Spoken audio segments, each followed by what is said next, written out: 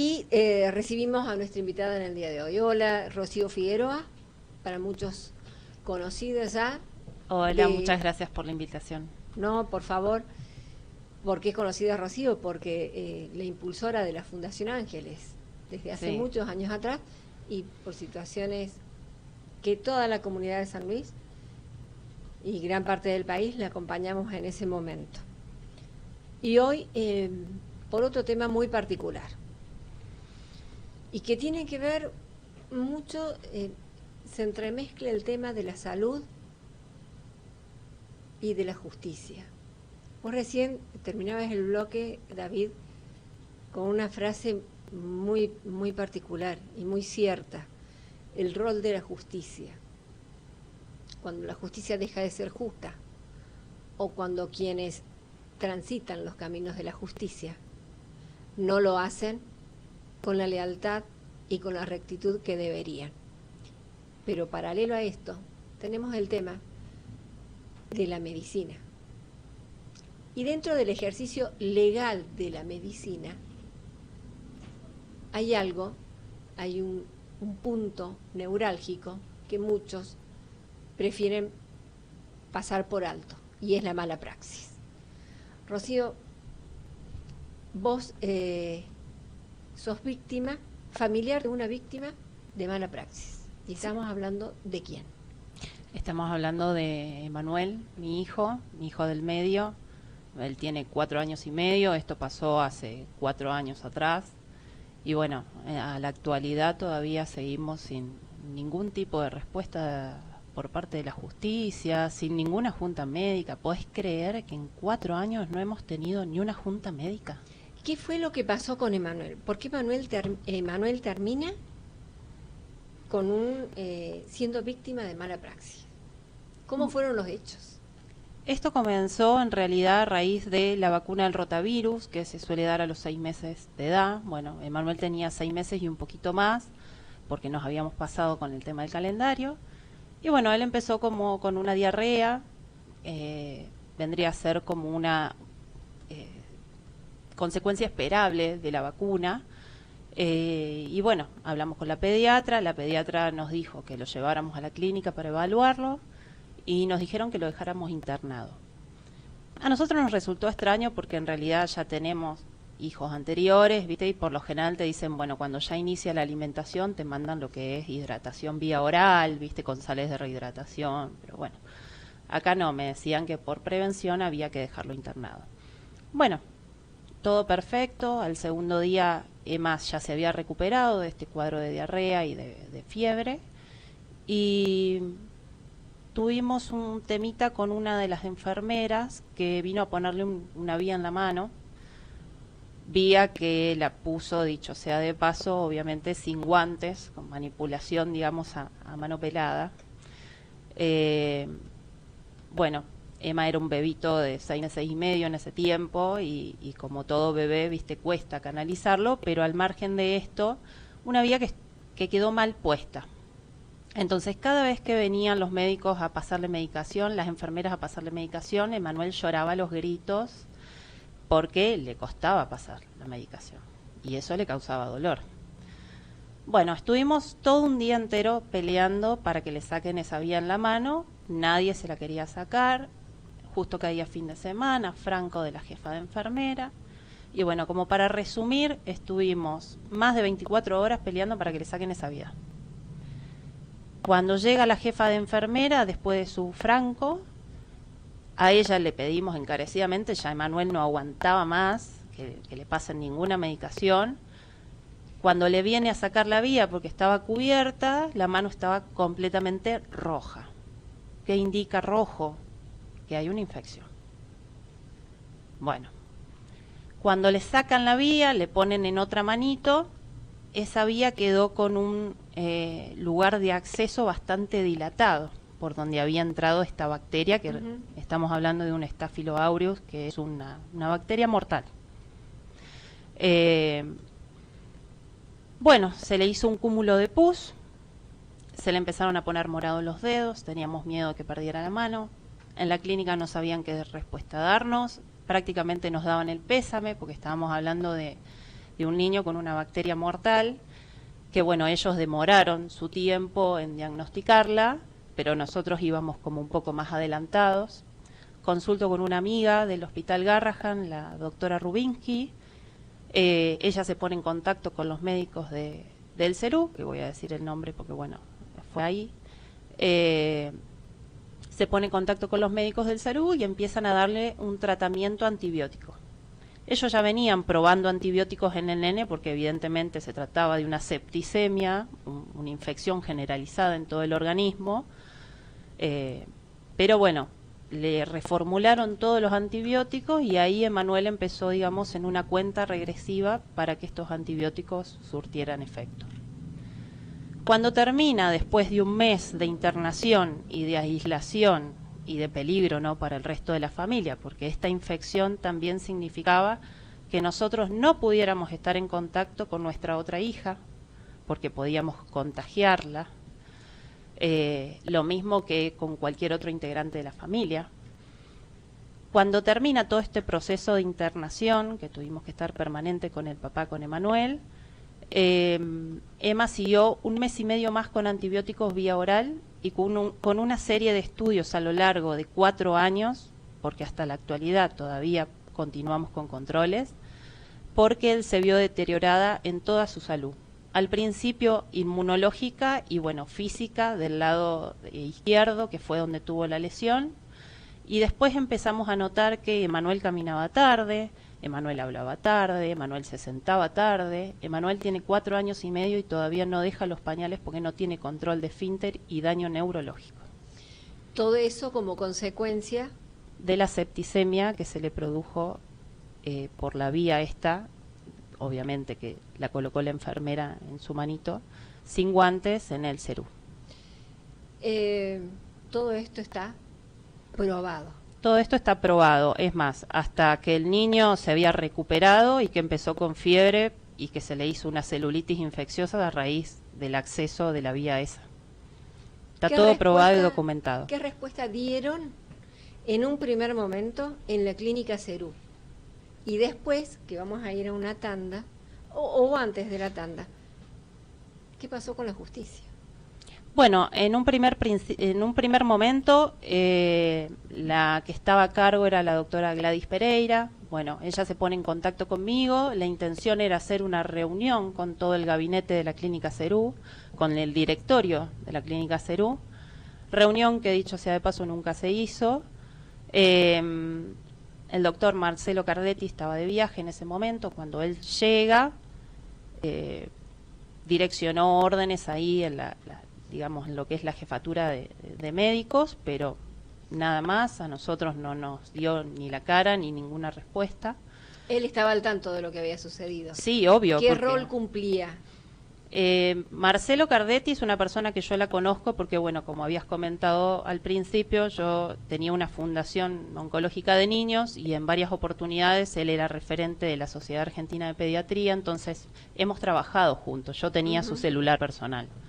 Cuando esto sucede, yo me comunico con él estaba en Salta en un viaje y, bueno, él vuelve del viaje, pero nunca se acercó a nosotros para absolutamente nada. Pero en la clínica CERU, ¿él ejercía ahí? ¿Era médico? ¿Integraba el staff de la clínica de pediatría? Él es el que subalquila la parte pediátrica, digamos. Ah. Está bien. Eso es era lo que no me quedaba claro. Jefe, digamos, de la jefa de médicos. Está bien. Es el copropietario. Exacto, el copropietario. ¿Recurriste a la justicia? Recurrí a la justicia, viendo que no me hacían la junta con él. Porque obviamente uno en el momento lo que no piensa es en generar más dificultades. Lo único que buscábamos en ese momento era que nuestro hijo tuviera cubiertas todas las posibilidades para hacerse los estudios que necesitara hacerse y descartar cualquier posible secuela.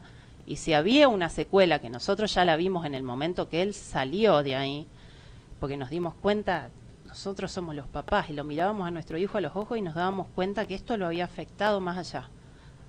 ¿Viste? Queríamos que él tuviera la atención médica necesaria para tratar lo que tuviera que tratar.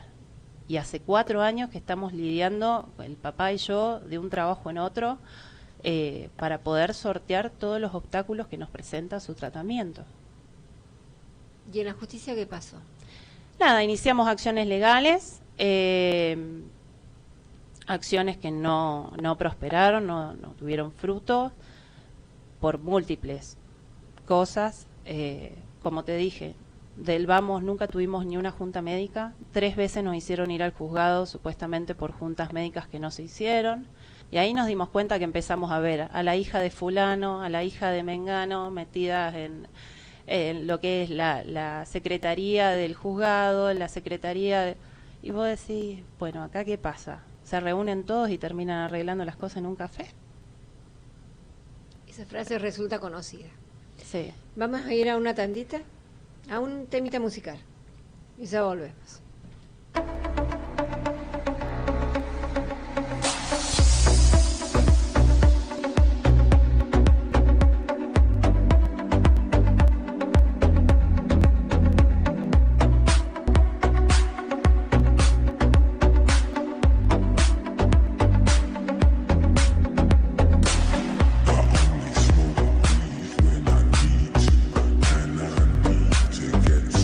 Rest your with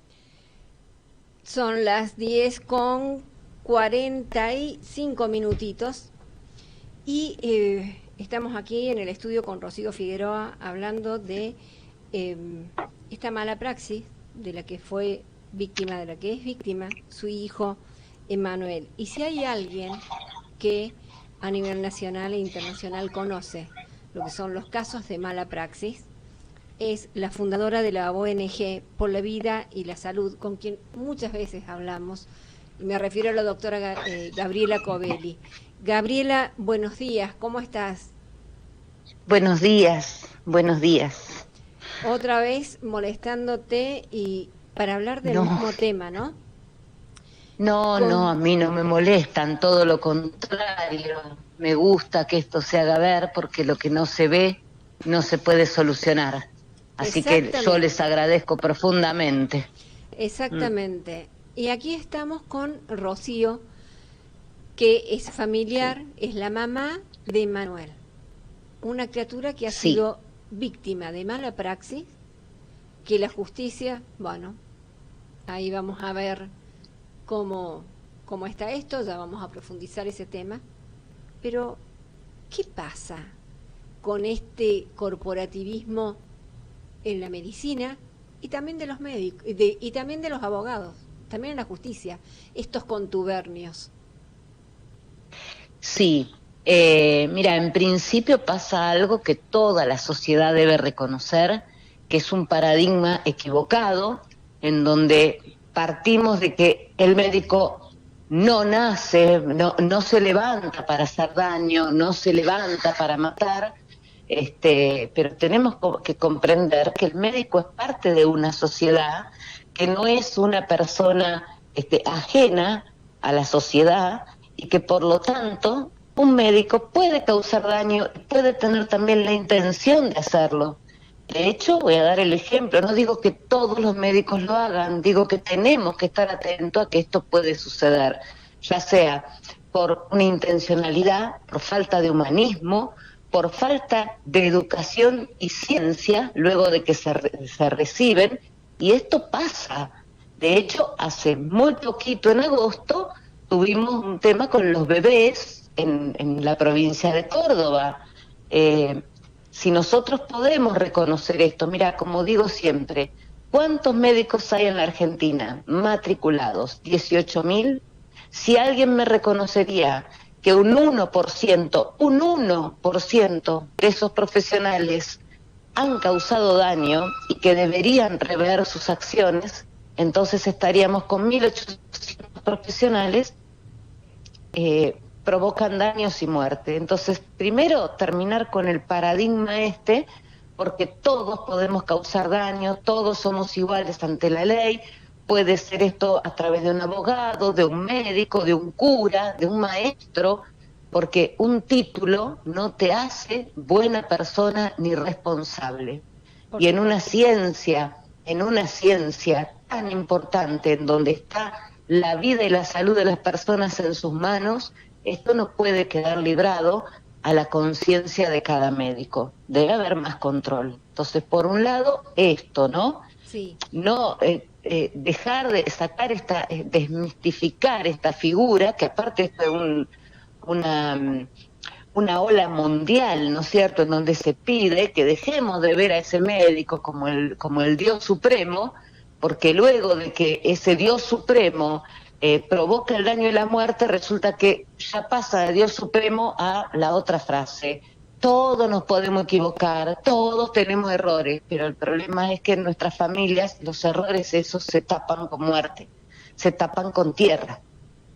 Sí. Así que, por un lado eso. Por otro lado, como los jueces y los abogados no están fuera de esta sociedad, también tienen que comenzar a tomar conciencia de que no le hacen un favor a la sociedad si no condenan, si no aplican la sanción correspondiente, porque hay que visibilizar el error y sencillamente porque existe la responsabilidad de los actos. Si un docente comete un acto inadecuado, inmediatamente el poder administrativo, la justicia va contra el docente.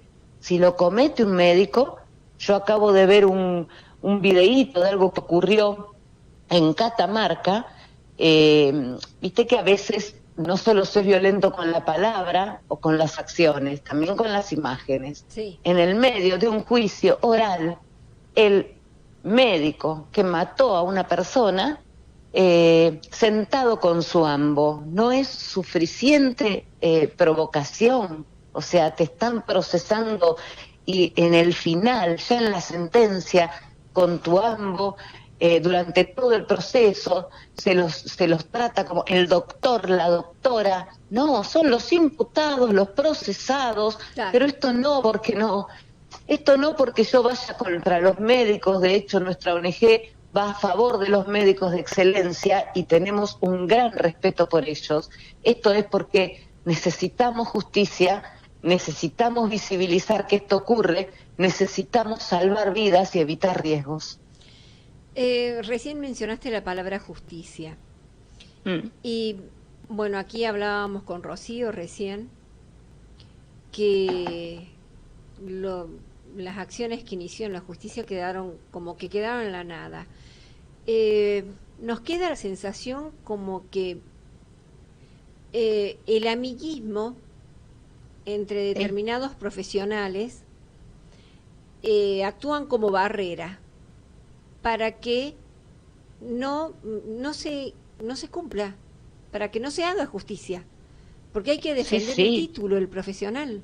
Sí, no, y yo no estoy de acuerdo con eso, y no es una sensación, es una realidad que arranca de los colegios de médicos. Vos sabés que la función de los colegios de médicos es, entre otras, controlar el acto médico, y también dice preservar la vida y la salud de la población.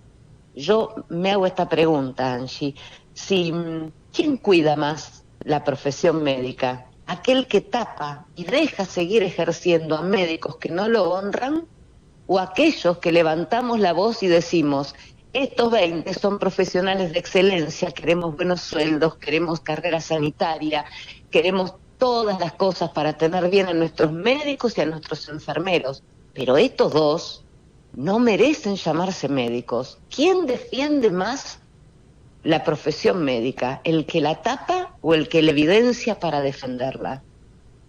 Yo creo que la respuesta es que este corporativismo malsano no favorece a los médicos y menos favorece a la población, ¿no es cierto?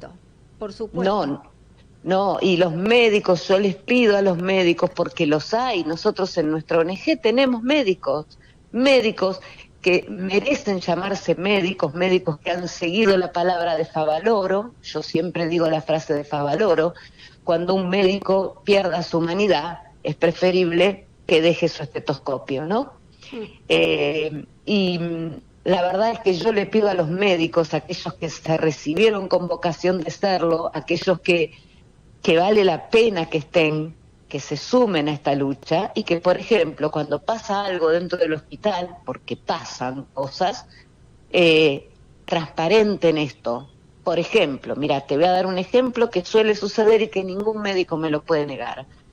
A veces, por la misma profesión, se vincula a algunos profesionales con consumo de drogas, ¿no es cierto? Sí. Pasa, es una problemática. Sí. Bien. Entonces, yo lo he visto en hospitales, médicos cirujanos que no pueden atender porque están drogados. Bien, los médicos, ¿sabes qué hacen? miran para otro lado y dicen, qué bárbaro, está atendiendo, no, qué bárbaro, no, alza tu voz porque ese médico primero merece que lo curen, que hagan un tratamiento, ese médico, ¿no? Porque Sí. es un enfermo, un adicto, una persona que tiene una adicción. Bien, primero por él, hay que ayudarlo a que salga de eso. Segundo, por la vida y la salud de los que ponen en riesgo la vida y la salud. Y por último, por tu propio título de abogado, salva tu título, sacalo de esas personas que no lo honran.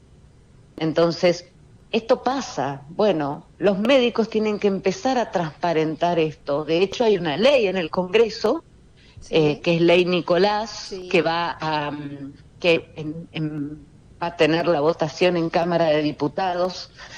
Es Ley de Seguridad del Paciente y pide, por ejemplo, a los hospitales y a las instituciones que se evidencien estos errores.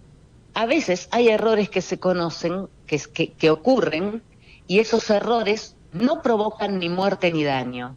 Bien, ¿es para castigarlos? No, es para aprender de los errores. A ver, ¿por qué hiciste esto? Vamos a solucionarlo, aunque no haya una víctima. Porque si vamos a pensar que esto se soluciona solo con los procesos penales, estamos en un problema porque siempre llegamos tarde. A ver, a Emanuel, por ejemplo, que fue víctima de una mala praxis, nadie le va a devolver ya su salud, por más que su mamá luche y gane un juicio penal o un juicio civil.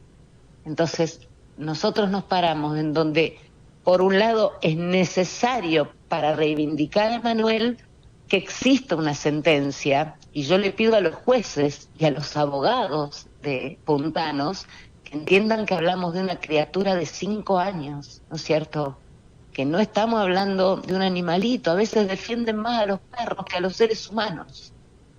Entonces, primero por Emanuel, alcemos la voz por Emanuel, para que exista justicia por él, pero a través de esos juicios que la mamá de Emanuel con valentía continúa, estamos defendiendo los profesionales de excelencia y estamos defendiendo la vida y la salud de los tantos Emanuel que hay y que entran a un sistema de salud y le pasa lo que le pasó a Emanuel. Gabriela, no sé si Rocío te quiere decir algo, porque a mí me dejaste sin palabras.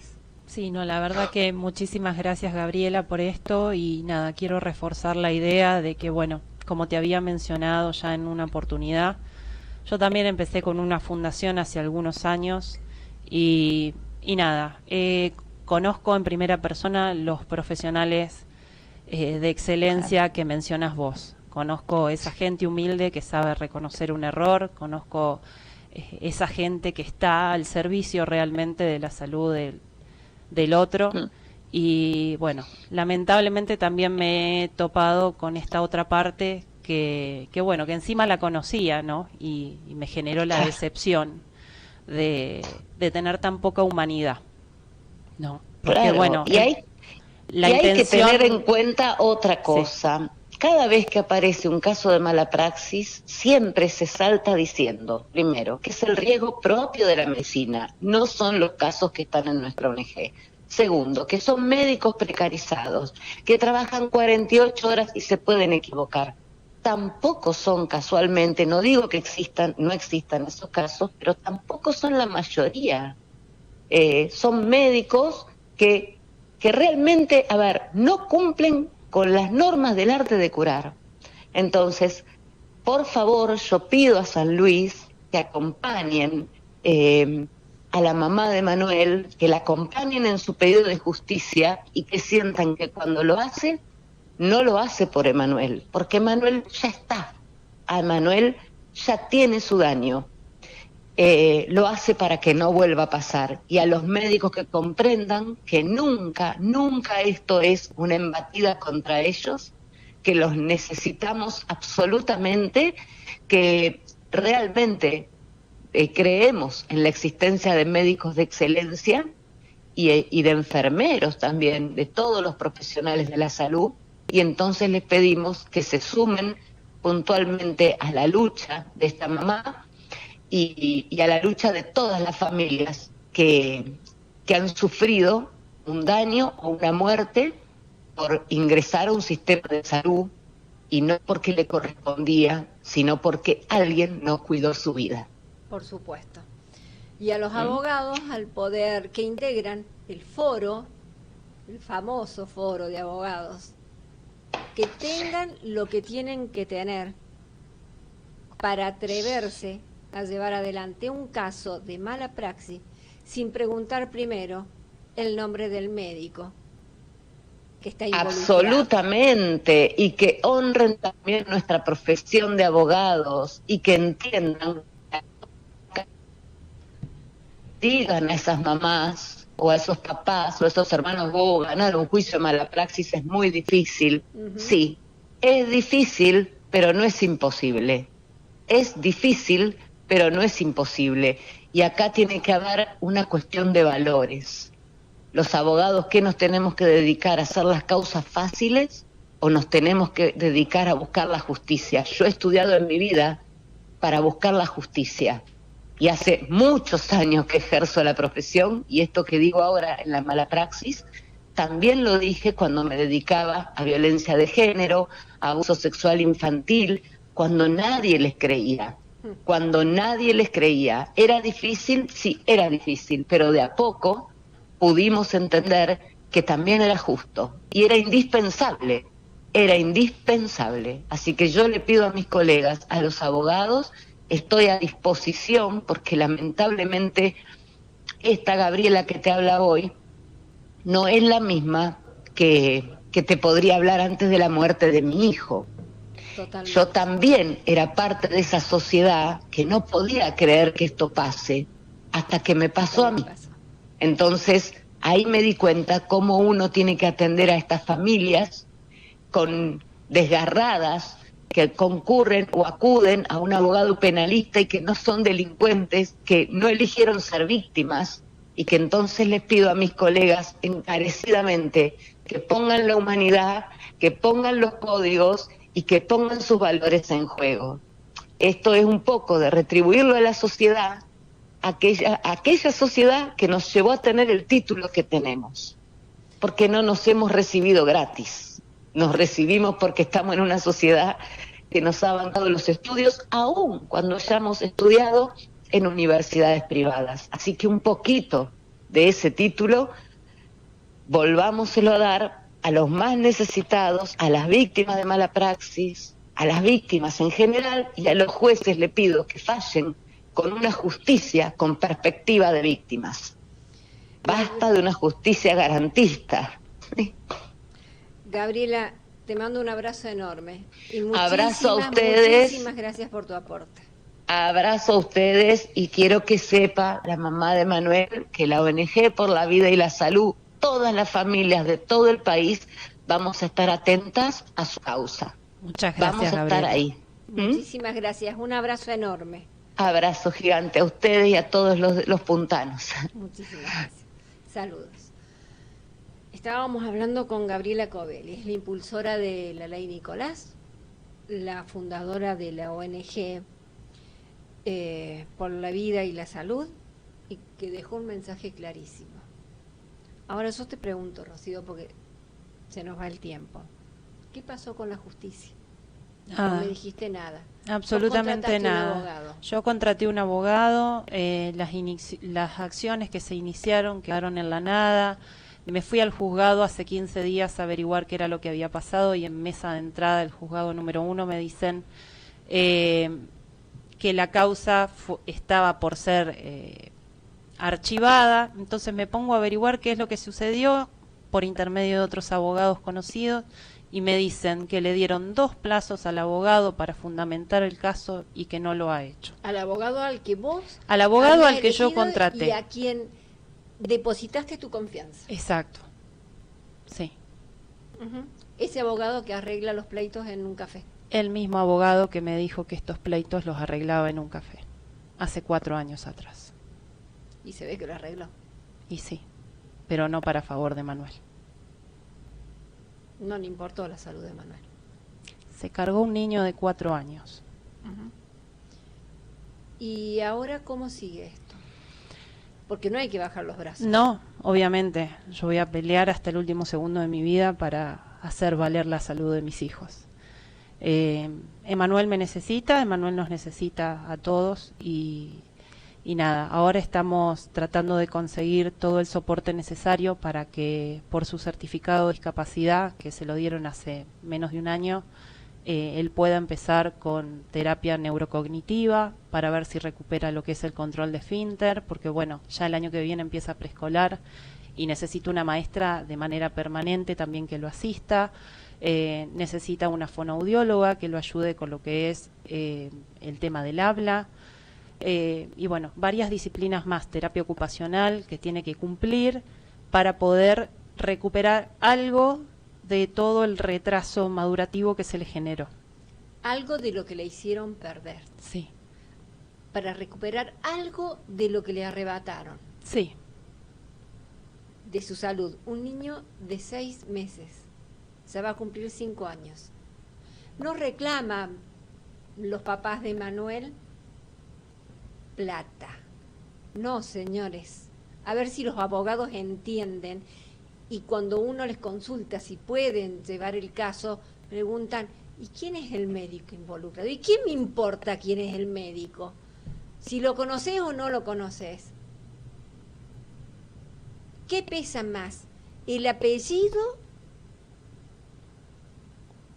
o la ética profesional? El valor humano. ¿Qué les pasa? Estamos en el mundo del revés. Arreglar estos pleitos en un café. ¿Así se maneja, señor Rafael? Yo no le voy a decir. No, ni siquiera con la abreviatura que se les pone habitualmente a los abogados y que no sé si es correcta. Estos pleitos no se arreglan en un café. Porque Emanuel no va a volver a ser el niño que era y que merece ser, porque hay capacidades que ya le quitaron por una mala praxis. Entonces háganse cargo, por lo menos de los tratamientos que Manuel necesita para mejorar su condición de vida y poder vivir dignamente, más allá del daño que le hicieron en la clínica donde fue atendido y donde se produjo el hecho de mala praxis en la clínica Cerú. Más allá del lavado de manos y de los arreglos de café que pudieran haber hecho. El titular, el copropietario, el doctor Cardetti, más allá de la enfermera que fue desplazada, más allá de ellos, Manuel necesita y merece una vida digna. Bueno, a ver si alguno se pone las pilas, porque arreglando estos pleitos en un café no sirve de nada. Rocío, no sé si tenés algo más para decir. Sí, muchas gracias a todos. Es la primera vez que visibilizamos el caso de Manuel. No creímos que era necesario porque confiamos plenamente en las personas a las que acudimos en su momento, pero bueno, evidentemente continuamos dentro de un sistema perverso, que está organizado solamente para esta gente. Un sistema perverso. Pero va a salir todo bien. Sí. Mira, el de arriba... Justicia divina, esa sí no existe, falla. No se salva a nadie. Es así. Hoy nos pasamos en el programa unos minutos, así que el agradecimiento para los directivos de la radio,